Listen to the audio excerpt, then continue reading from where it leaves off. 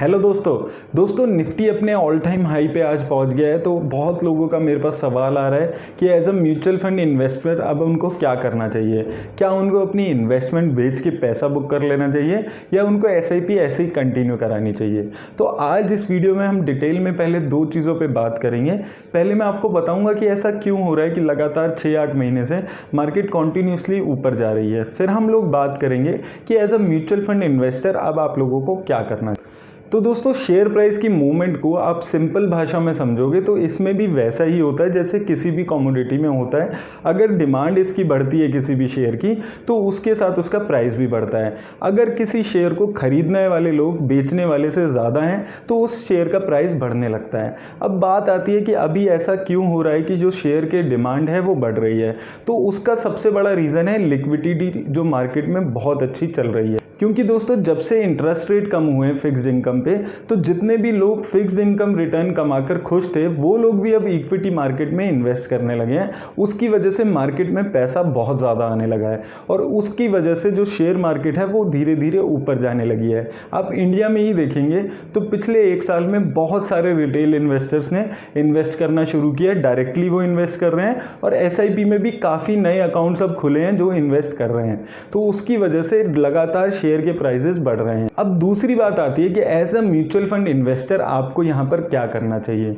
तो दोस्तों ऐसी एक वीडियो मैंने 6 महीने पहले भी बनाई थी जब निफ्टी 13,000 पे पहुंची थी और तब मैंने आपको ये चीज़ बोली थी कि 13,000 के लेवल कुछ टाइम बाद आपको कुछ भी नहीं लगेंगे। और आज भी वही मैं आपको बोलूँगा कि 15,000 के लेवल अगर आप वो इन्वेस्टर हैं जो आगे 10-15 साल तक इन्वेस्ट करने वाले हैं तो आज के 15,000 के लेवल आपको आगे 10 साल बाद कुछ भी नहीं लगेंगे। क्योंकि मुझे आज भी याद है जब हम 2017-18 में बात किया करते थे तो निफ्टी 10,000 पे भी जाती थी। लोगों को लगता था कि कितनी ऊपर आ गई है निफ्टी और आज वही बात 15,000 के लिए होने लगेगी।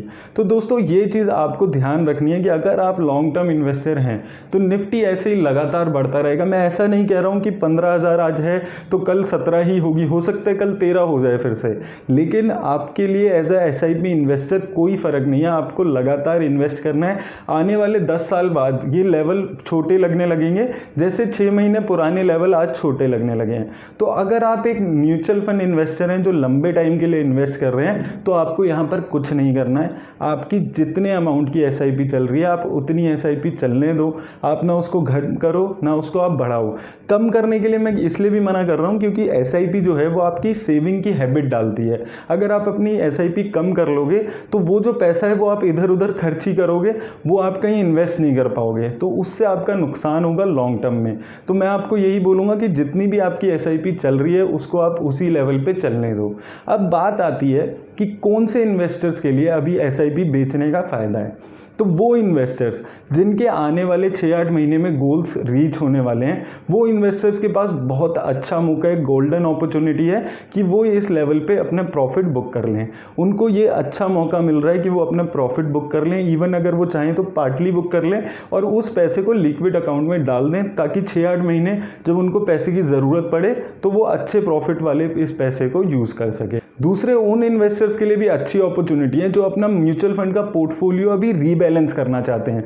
जो बुरे म्यूचुअल फंड में फंसे हुए हैं, उनकी रिस्क को सूट नहीं करता है, अच्छी रिटर्न दिख रही है, वो भी उस म्यूचुअल फंड से निकल जाएं। ये अच्छा मौका है क्योंकि अभी बुरे से बुरा म्यूचुअल फंड भी बहुत अच्छे रिटर्न दे रहा है। तो अगर आप किसी खराब म्यूचुअल फंड में फंसे हुए हैं तो यही मौके होते हैं जब आप उस म्यूचुअल फंड से निकल सकते हैं। तो आप वो बुरे म्यूचुअल फंड से अपना पैसा बुक करें और जो म्यूचुअल फंड आपको अच्छा लगता है, आपके रिस्क प्रोफाइल को सूट कर रहा है, आप उसमें इन्वेस्टमेंट शुरू कर दें। तो आपके पास अच्छे मौके हैं बेचने के लिए। अगर आप यहाँ पर रीबैलेंसिंग करना चाहते हैं या आपके पास गोल आ गया है तो आप वहाँ पर बेचकर अपने प्रॉफिट को बुक करें। लेकिन लॉन्ग टर्म इन्वेस्टर्स जो अपने म्यूचुअल फंड से खुश हैं उनको यहाँ पर कुछ नहीं करना। आपको बिल्कुल घबराने की ज़रूरत नहीं है।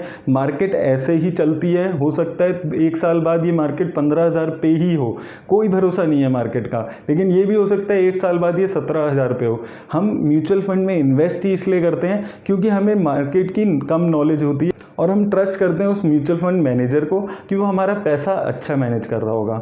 तो आपको यहाँ पर घबराने की ज़रूरत नहीं है। आप अपनी एसआईपी ऐसे ही कराते रहिए। दोस्तों मेरी तरफ से आज इस वीडियो पे इतना ही। अगर आपने मेरा चैनल अभी तक सब्सक्राइब नहीं किया तो मेरा चैनल ज़रूर सब्सक्राइब कर लें। धन्यवाद।